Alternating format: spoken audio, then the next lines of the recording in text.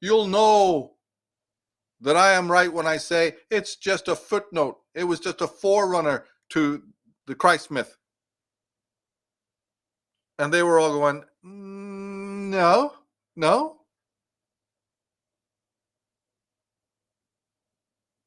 You see? Again, duplicity.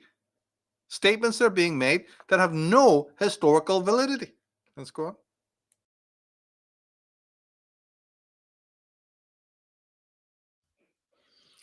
There were those who accepted Paul's doctrine, but did regard it as a new departure, with nothing in the Jewish scriptures foreshadowing it.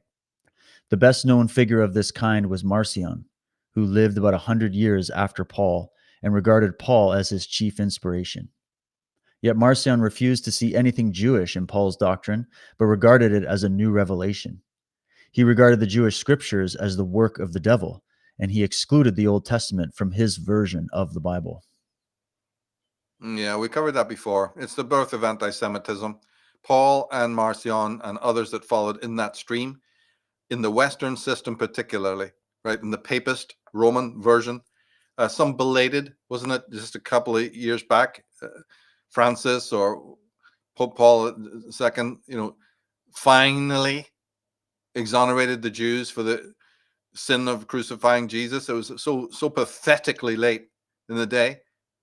And does it look like it stopped anti-Semitism? I mean, he is actually on record not too long ago exonerating Jews, right? It was public. It was pulled teeth to do that. But wait a minute, anti-Semitism has even grown stronger since that declaration. I mean, talk about upside down. Let's go on.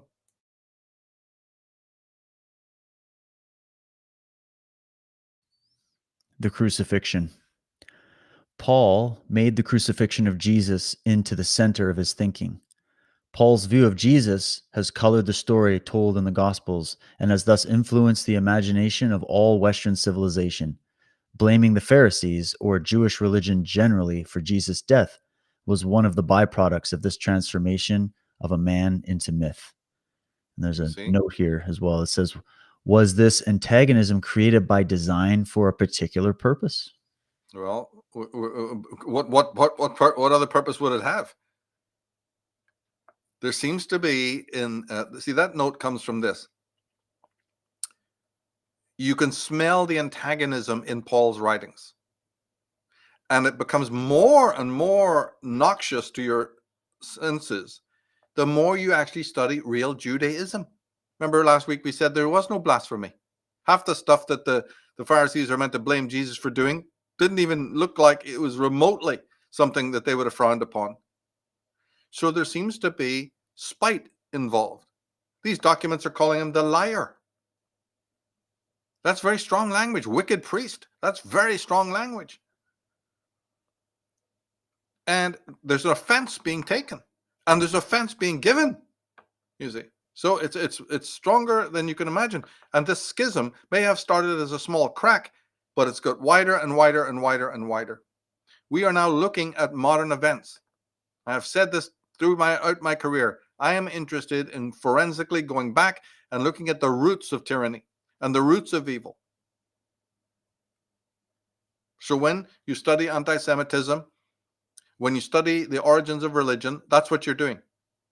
And when you go back, you find out some very, very strange things. And here we have it. So then we can put it to bed. That's it. We don't need to think about it anymore. There's no more debates. Once you have the facts in your hand, it's done. Now you can move your mind on, your consciousness, you see, to think about other things. That's the beauty of this. Let's go on.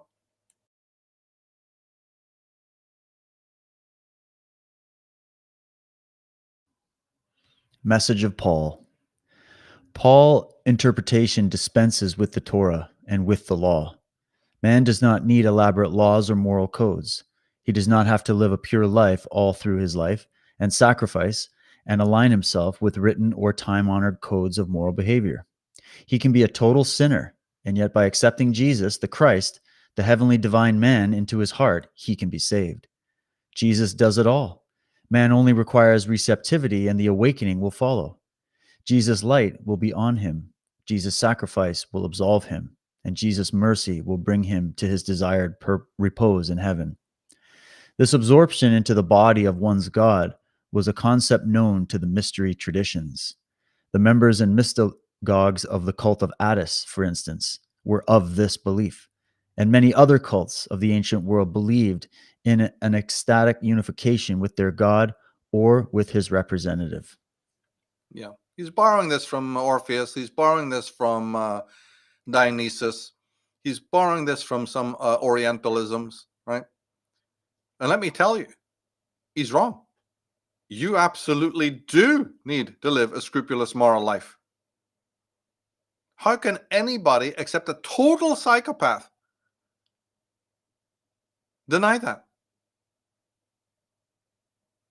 Do you know how long I've waited to get this message out to the world, to do this podcast and other ones like it, just to make these clear points so that we can clear up a lot of fucking mess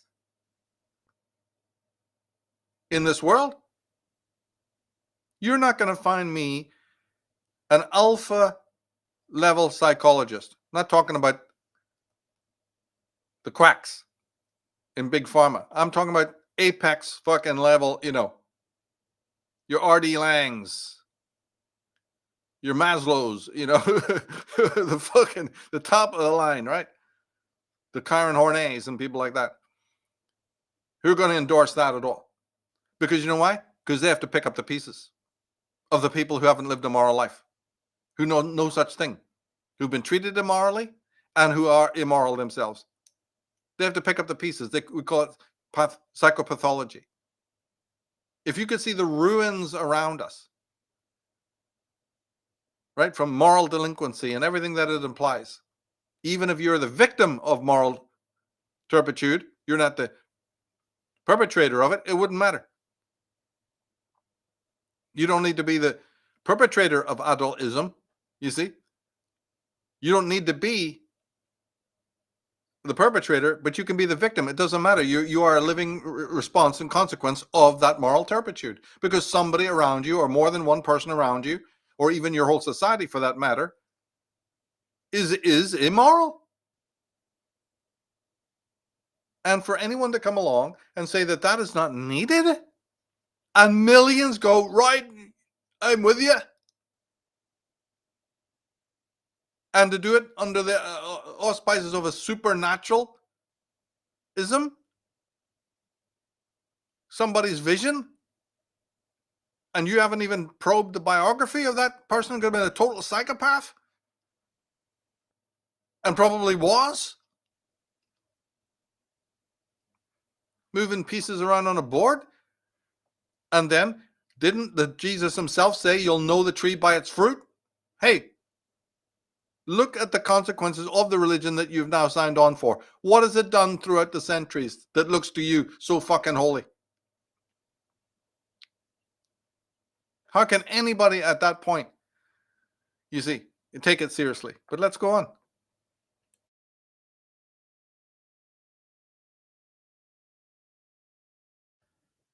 Messiah irrelevant to Gentiles. The Messiah in pre-Pauline movement was the king of the Jews and therefore not directly relevant to Gentiles. The Messiah was the human descendant of King David, who would restore Jewish monarchy and Jewish national independence. He would not reign over the whole world. The Messiah would only mean something to Gentiles insofar as he represented a political threat to oppressors such as the Roman Empire. The Messiah was a threat to these invading conquerors. He was a symbol of national independence, but not a spiritual icon to the world. There you go. Somebody's being made over. The Jews have no problem understanding what a Messiah is, and the Greek word for that is Christos. So they would not have made any mistake. There hadn't been just one, there'd been many. That's another thing that the Christians got wrong. There's been numerous Christuses, and numerous Messiahs. So much so that they even have certain traits in common. Sorrowful death, what have you. There's a list of these things familiar to Jews in terms of their origins and their destiny. So there's been a makeover. Make no